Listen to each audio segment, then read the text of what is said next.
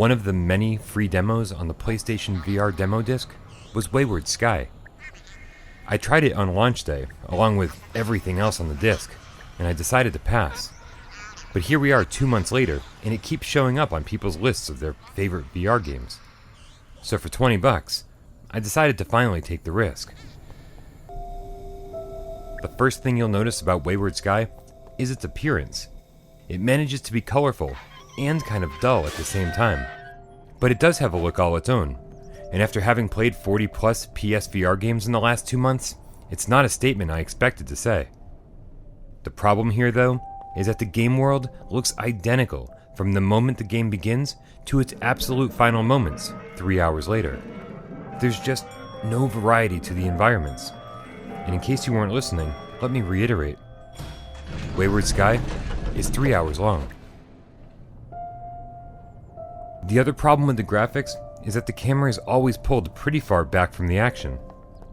Now the cool part about that is that it creates the illusion that you're sitting in the middle of this miniature world, like you're playing with a model train set. But when you're always so far away, physically, from the main character, you also always feel far away from her emotionally too, creating a real disconnect when it comes to storytelling. It's hard to make a connection from afar, especially over such a short amount of playtime.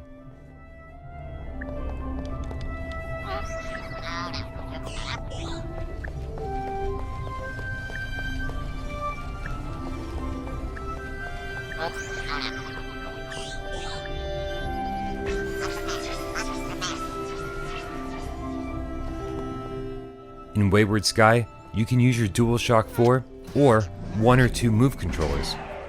It's been dubbed by some a point-and-click adventure, but the only thing it has in common with point-and-click adventure games from the past is how your character moves around the screen.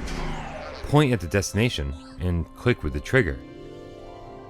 Every puzzle here is presented as part of the level design, pulling levers, hitting buttons, flipping switches, all just to move platforms and elevators, and all for the sole purpose of allowing you to move forward.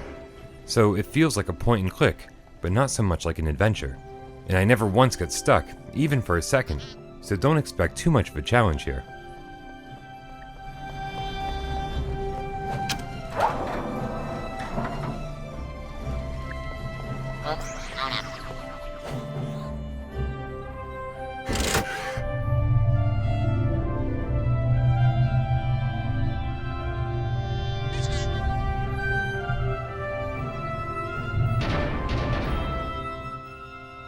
I was constantly hoping that Wayward Sky would be a much bigger game than it was, but it never really opens up, not from a gameplay or narrative standpoint. It gets a ton of credit for its unique take on VR, but with its ease of difficulty and short length, I'm not really sure who the target audience is. Definitely try the demo to see if this one's for you.